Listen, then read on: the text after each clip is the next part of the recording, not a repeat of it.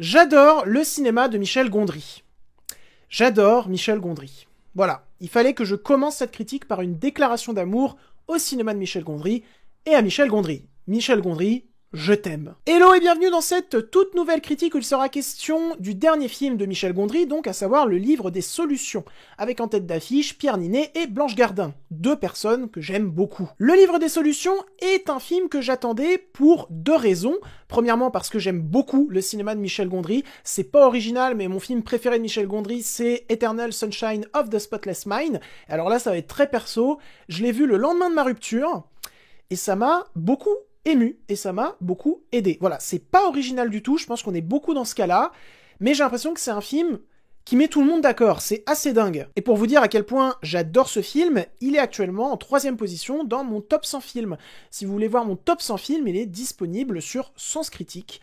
Voilà, je pense qu'il va changer bientôt, mais si ça vous intéresse, écoutez, rendez-vous sur Sens Critique. Et j'attendais beaucoup le livre des solutions également parce que c'est le retour de Michel Gondry au cinéma. Et ça faisait quand même une sacrée trotte qu'on l'avait pas vu au cinéma. La dernière fois, c'était en 2015. Et donc, le livre des solutions, qu'est-ce que ça raconte ? Eh bien, ça raconte l'histoire de Marc qui est en train de finir le montage de son film, sauf que une partie de l'équipe du film lui disent « Bah là, ça va pas du tout ce que t'es en train de faire, frérot, avec ton film. Du coup, on va te mettre de côté, on va récupérer le bébé et on va faire en sorte qu'il soit potable pour les spectateurs et les spectatrices. » Je sais pas pourquoi j'ai galéré à finir cette phrase. Et Marc, il le prend pas très bien puisque il va s'enfuir avec une partie de l'équipe du film, mais surtout avec son film, chez sa tante, pour finir le film. Voilà, je pense que c'est assez bien résumé, j'espère en tout cas. Ça va aller,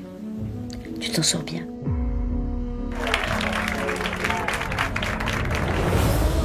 Il y a des victoires tellement éclatantes qu'elles n'ont pas besoin de voix off. Et alors le livre des solutions de Michel Gondry, qu'est-ce que ça vaut ? C'est très bien.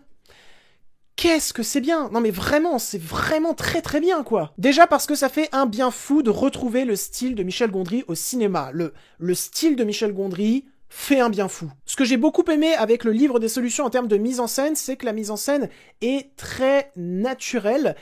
Dans le découpage, c'est assez classique, mais il va toujours y avoir une idée de mise en scène riche par plan. Je vais prendre en exemple une scène que j'ai beaucoup aimée, je vais essayer d'en parler sans trop en dévoiler. C'est une scène où Marc est assis dans la forêt, il va trouver une feuille par terre, et avec cette feuille va naître une idée de réalisation, mais pas que pour un plan. Cette idée de réalisation va servir dans 2-3 scènes ensuite. Donc c'est intéressant et c'est abouti. On va retrouver également un style de mise en scène qu'aime beaucoup Michel Gondry, à savoir mettre des plans en accéléré. Sauf que là, ça va se réinventer continuellement, puisqu'on va passer de plans accélérés, tout simplement, à des plans accélérés en stop motion. Pour continuer dans le stop motion, par moment, le film part dans un style de cinéma radicalement différent, à savoir l'animation, et l'animation stop motion. Et je trouve cette idée vraiment bienvenue, et elle accompagne une histoire de renard. Voilà, encore une fois, j'essaye d'en parler sans trop en dévoiler pour que vous ayez de la surprise. Il y a une histoire de renard en animation stop motion qui se veut par le personnage de Marc comme une sorte d'entracte dans le film qu'il est en train de finir. Et on va donc avoir cette partie en animation qui va popper à un moment dans le récit sans qu'il y ait trop de raisons, mais tu te dis, en fait, non seulement ça sert d'entracte dans le film de Marc, mais ça sert d'entracte dans le film de Michel Gondry. Donc c'est un petit peu méta, et j'aime beaucoup. Et surtout, c'est un moment qui est vraiment délicieux. C'est un moment de poésie qui est superbe, et qui est également très drôle. Pour continuer sur les idées de mise en scène intéressantes et abouties, il y a également tout ce qui tourne autour du camiontage, ou du corps de Pierre Ninet qui dirige un orchestre. On a pu voir ces extraits dans la bande-annonce, donc là, je pense que j'en dévoile pas trop. Mais j'avais peur que ces idées-là ne soient pas exploitées jusqu'au bout, parce que certains potes m'avaient dit ça n'est pas trop exploité jusqu'au bout. Et je me suis trompé. L'idée du camiontage, ou l'idée de Pierre Ninet qui dirige un orchestre avec son corps, c'est vachement développé et surtout extrêmement drôle. Et surtout, c'est développé de manière intelligente, parce que là je vais parler de la scène de l'orchestre, vu que Pierre Ninet évolue constamment avec son corps, eh bien l'orchestre évolue constamment et ça raconte constamment quelque chose de nouveau et ça fait beaucoup de fois que je dis constamment, mais c'est intéressant, c'est riche et c'est intéressant, c'est du Michel Gondry quoi. Pour ce qui est du casting, je trouve Pierre Ninet absolument excellent, de toute façon Pierre Ninet est un acteur que j'aime énormément et je pense qu'il va rejoindre le cercle des légendes du cinéma français un jour, je l'espère, vraiment je pèse mes mots, Pierre Ninet ne m'a jamais déçu, voyez-le dans Five, voyez-le dans Boîte Noire, voyez tous ces films, parce que même si les films dans lesquels il joue ne sont pas toujours excellents, lui est toujours, mais il surnage tellement il est bon. Et là, dans le livre des solutions, il trouve l'un de ses rôles les plus intéressants de sa carrière, parce que c'est un rôle qui est tout en ambivalence, tu te demandes tout le temps si tu dois apprécier ce personnage, s'il est maladroit ou s'il est juste toxique. Tu sens que Michel Gondry se pose des questions sur ce personnage, et toi, spectateur, tu te poses des questions sur ce personnage, et du coup, c'est un personnage qui est ultra intéressant, parce que quand tu sors de la séance, bah t'y repenses, et tu sais toujours pas si tu dois l'apprécier, parce que le film ne donne pas vraiment, selon moi, de réponse à cela. Mais du coup, bah, c'est super fort. Et Pierre Ninet a une énergie qui est absolument dingue. Déjà que sans café, je pense qu'il a une énergie absolument dingue. Imaginez s'il a pris 3 cafés avant. On a également Blanche Gardin. Moi, j'aime beaucoup Blanche Gardin. Qui, là, j'en ai parlé avec mon père, interprète un personnage qui a du vécu. Tu sens qu'elle a déjà fait face à des osos comme Pierre Ninet. Et elle est entre le saoulé et le compatissant. Encore une fois, c'est un personnage qui est tout en ambivalence. Et surtout, c'est un personnage qui est extrêmement drôle, qui va apporter beaucoup d'humour.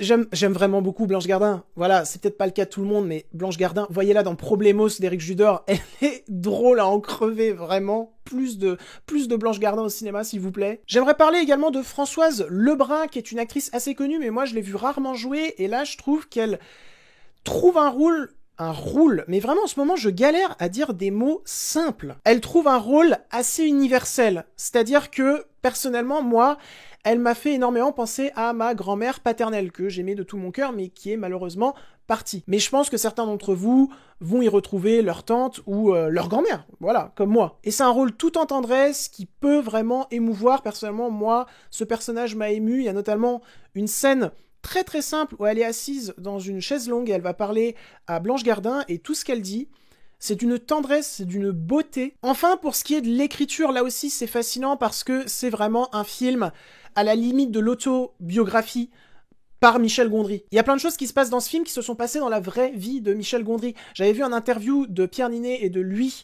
à C'est à vous. Il me semble aussi qu'il y avait Françoise Lebrun, et où il racontait notamment que dans le film, à un moment, il y a une scène où le personnage de Pierre Ninet va voir quelqu'un, et ce quelqu'un l'accueille avec l'appareil qui sort du pantalon, quoi. Et apparemment, ça, c'est vraiment arrivé à Michel Gondry, dans la vraie vie. Je trouve ça super drôle. Toute la scène de l'orchestre, il me semble que Michel Gondry a vraiment fait ça également dans la vraie vie. Mais il y a également des choses beaucoup plus profondes, comme le personnage de la tante, interprété par Françoise Lebrun, qui n'est autre que la tante de Michel Gondry, en fait. Enfin, l'actrice n'est pas la tante de Michel Gondry, mais le personnage est la tante de Michel Gondry, et du coup c'est vachement touchant. Mais en plus de ça, Michel Gondry pose un regard très personnel sur le personnage de Marc. Tu sens qu'il parle de lui à travers ce personnage, des choses positives comme des choses négatives. Et surtout, dans le livre des solutions, j'y vois une œuvre somme dans le cinéma de Michel Gondry.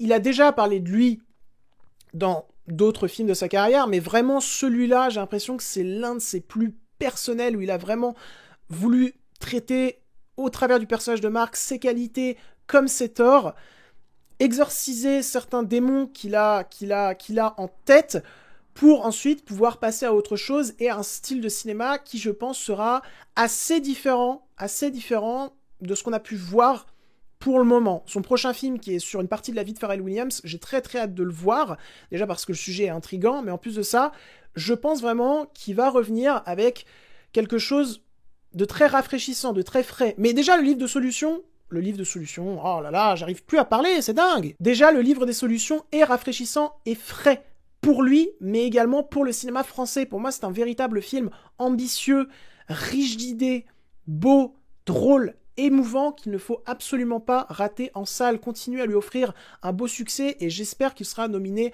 au César l'année prochaine. J'espère que Pierre Niney sera nominé en tant que meilleur acteur parce que vraiment, son rôle dans ce film est l'un des plus intéressants. Et pour finir, tu sens que Michel Gondry parle également dans ce film d'œuvres qu'il a pu désavouer. Par exemple, The Green Hornet, c'est une œuvre que moi j'aime bien, j'ai de la sympathie pour The Green Hornet, mais Michel Gondry la désavoue. Et tu sens que désavouer une œuvre, ça lui a fait beaucoup de mal et qu'il avait besoin d'en parler, et il en parle de manière tellement sincère que c'est vraiment, vraiment touchant, je trouve. Et donc voilà, c'en est tout pour cette petite critique du livre des solutions réalisé par Michel Gondry. J'espère qu'elle vous aura pu intéresser et divertir. Si c'est le cas, n'hésitez pas à la liker, commenter et partager sur vos réseaux sociaux. N'hésitez pas à vous abonner également. Nous sommes proches des 800. C'est juste dingue. Merci beaucoup. 800 personnes qui me suivent, c'est waouh. Je tiens un compte Instagram Sens Critique et Captain Watch, ainsi qu'un compte Letterboxd qui se trouve en description. N'hésitez pas à aller me suivre dessus. Je poste des petites critiques sur Letterboxd chaque jour que Dieu fait. Voilà. Et sur ce, je ne sais plus comment finir ma phrase. Et sur ce, je m'en vais côtoyer d'autres univers, et je vous dis salut. Voilà.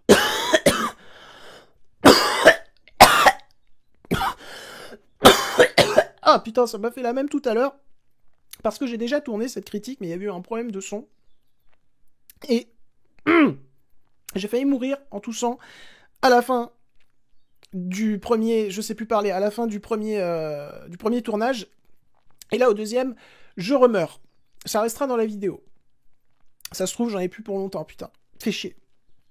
Ah, fait chier. Je déconne évidemment, je serai là encore longtemps pour votre plaisir et votre déplaisir.